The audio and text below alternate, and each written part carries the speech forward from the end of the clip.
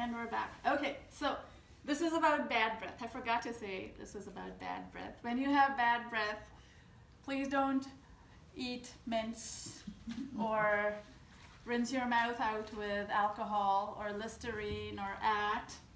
It is not a oral problem, it is a gut problem. And the way to deal with a gut problem is to eat foods that are very rich in enzymes that help you digest your food. So that was really the point of it. Yeah, all of you are eating some ferments or the other, right? So whether it's yogurt or kefir or raw products, enzyme-laden products which digest well in your mouth. So if your child has bad breath, it's because they don't have enough live foods in their belly or enzymes in their belly. There's a very famous movie actor who had very bad breath, if anyone remembers. Clark Gable. Oh. Yes. Not kissable. Not kissable, yes. So we have another person who has joined, Gary Patton. Aha. Hello, Gary Patton. Oh, and a nice sunny smiley face. The things you want to eat for good dental health is hard foods. We have this culture of very soft, pappy foods. Challenge your teeth, challenge your gums, challenge your jaw to bite, to chew, to rip off, hard things like the edges of the sugar cane. It's all very, very good for you. So eat things with hardness in them, with a little bit of gristle in it, so you have to chew on it, with some fiber, and you want to eat deep-rooted vegetables. Why do you ask, should one eat deep-rooted vegetables? Anyone take a guess? The minerals in the soil, yes, probably. Yes. There's a vast difference in the foods that ancient people ate versus the foods that man eats today. And that is, we eat annuals. Annuals have, shoots that go up to here and roots that are very, very shallow, whereas roots of many of the grasses in the old times went deep, deep, deep below.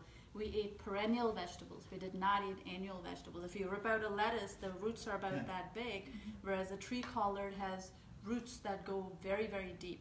And so people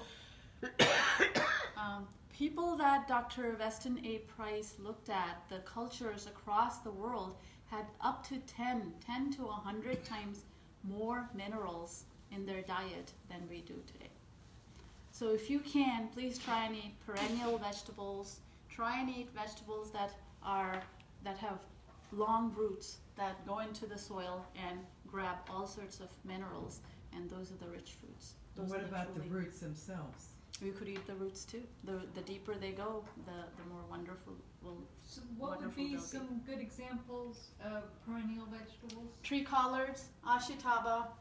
I'm not familiar with that. These are all permanently growing or naturally growing vegetables that you can easily throw seed for or grow in your own garden, and you just let them be. Sea kale broccoli, deep roots, Turkish rocket broccoli.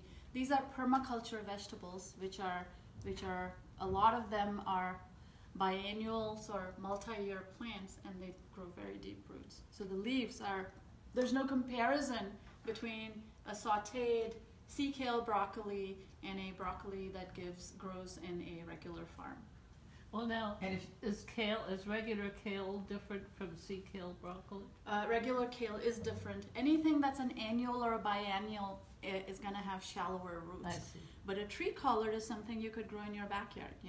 It'll grow for many years. But you really want to make sure your soil is not depleted. That too, yes. So you take care of your soil so that your food gets. And the good farmers here take rock dust and they spray it in their farms.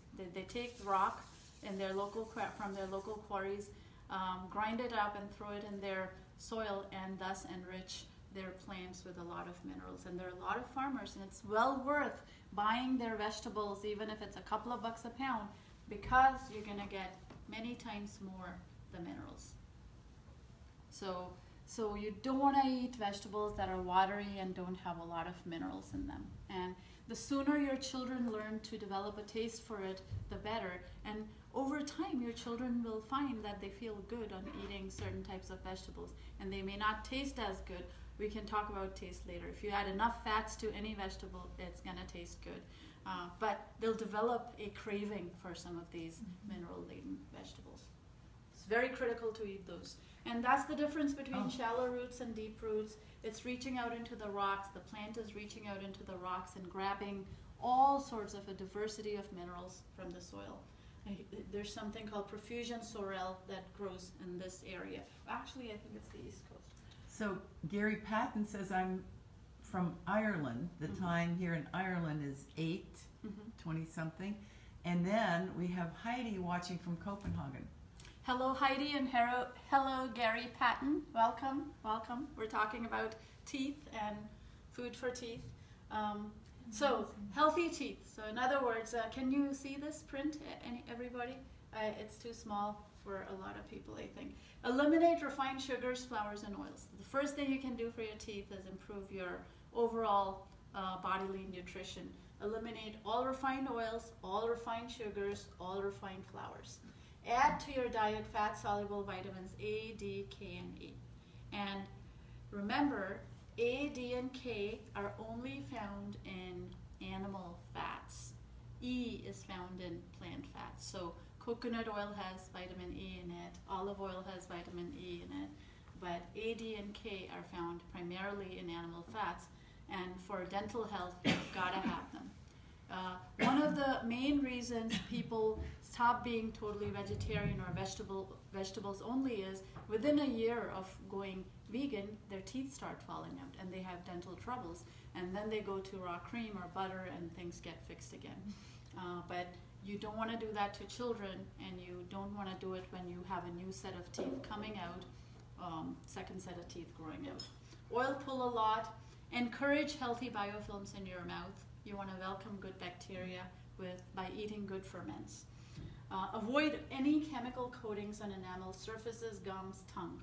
So avoid coating your teeth with glycerine, with those synthetic plastic coatings that dentists offer, with fluoride, yada yada.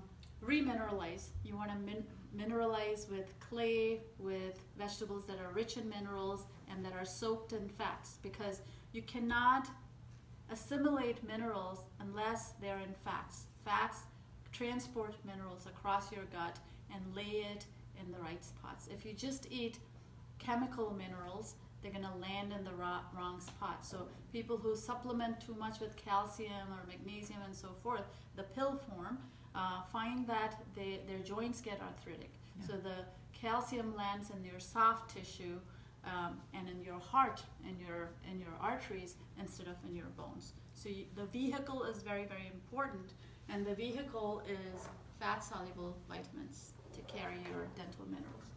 So we now have Shelley Sorfoss. Okay. Hello, Shelley. Howdy. And Gary Patton says she knows that she is chatting about Ireland and that they have farmers markets, and yeah. Oh, that's wonderful to hear that. Someday I'm going to come to Ireland and eat your wonderful butter and cream. You just got a big...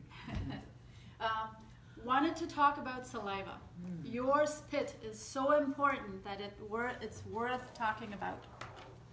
During any given day, you secrete a 0.5 liter to 1.5 liters of saliva.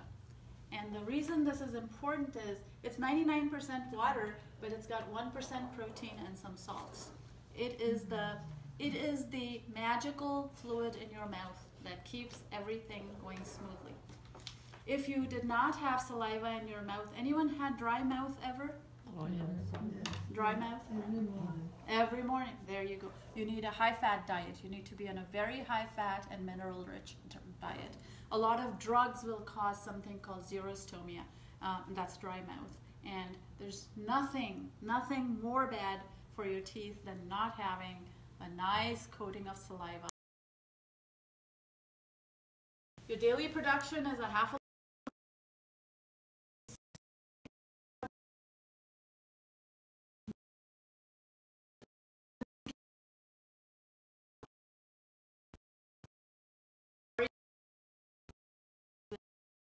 good taste, and think about food a lot before you actually eat it, and you'll find that your mouth is watering. The secretion in the saliva, the secretion of the saliva is controlled by your autonomic nervous system. The same nervous system that Lori spoke of. And it has two parts to it. One is the flight or flight nervous system, and one is the rest and digest nervous system. It is the rest and digest nervous system that controls how much saliva is produced. But if you're ever frightened, if you're ever terrified, if someone is abusing you, or if you're in a very tense situation, your salivary glands get controlled by the sympathetic nervous system. And the nature of that saliva is very viscous. It's very thick, which is why when you're in a very tense situation, sometimes you're can't speak because your saliva is thickly coating your mouth is kind of drying out a little bit, and that is because your sympathetic fight or flight system is taking over. And what that system is saying is, this is not a time to worry about saliva, run for your life.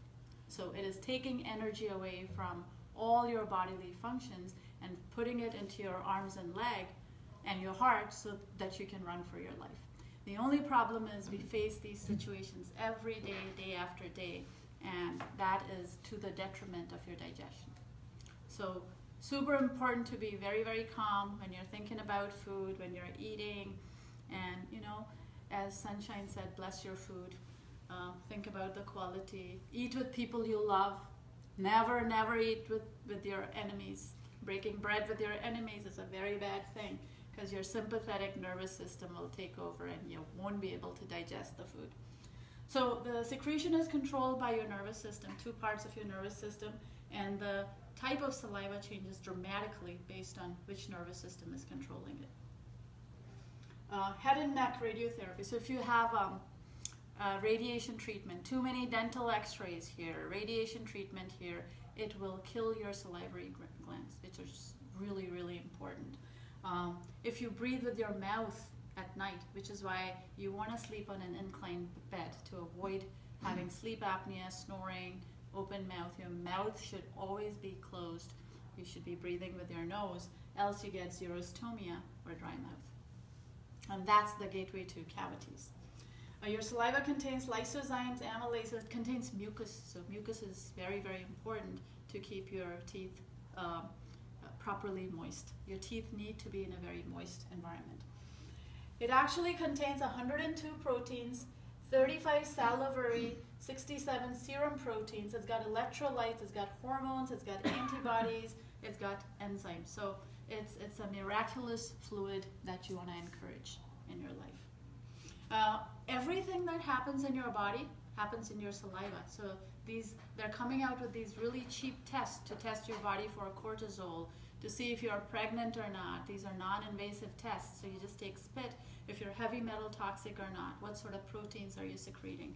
So it's a very, very simple test, and we have very fine tests now that we can use to check for pregnancy, cortisol, cholesterol, cancer markers, and so on. So pay attention to your saliva. So wouldn't chewing gum be really terrible because it uses up a lot of the saliva, or besides the sugars and all?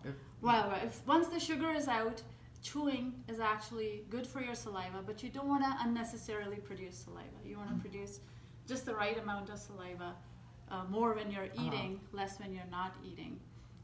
So, you should not, probably don't want to eat chewing gum 24/7. The saliva has a defensive or buffering capacity. So it operates in a very narrow margin to keep the pH range slightly alkaline. It goes acidic from time to time, but it's largely alkaline. And that causes your teeth to be mineralized. So it is not until a certain pH is reached that the saliva deposits minerals on your teeth. So when you want to remineralize your little cavities, you gotta keep your mouth kind of alkaline, a little bit on the alkaline side. It restores your soft tissue. You're not gonna need gum surgery. Your gums are not gonna recede if you don't have dry mouth. It lubricates all your mouth structures, and it is the preamble to digestion. So Asian people have a lot more salivary amylases, so they have greater capacity to digest rice, whereas people from Northern Europe cannot digest rice as much. That's because their pancreas and salivas produce several types of amylases. So it's a lot of it is genotypical, a lot of it is racial, and you want to respect that. You want to respect what your body is designed to eat.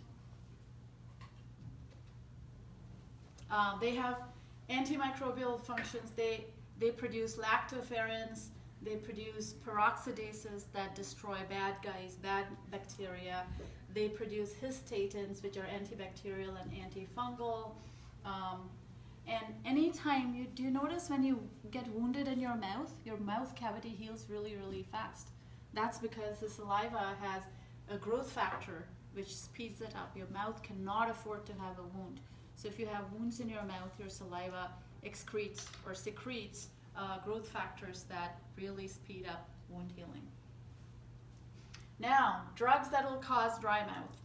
Antidepressants, antipsychotics, antihistamines, antiemetics, antiretroviral therapy, decongestants, appetite suppressants, diuretics, irradiation, very bad for saliva, chemotherapy, Sjogren's syndrome, viral infections, uncontrolled diabetes, Alzheimer's, hypertension, depression, a repeated depression.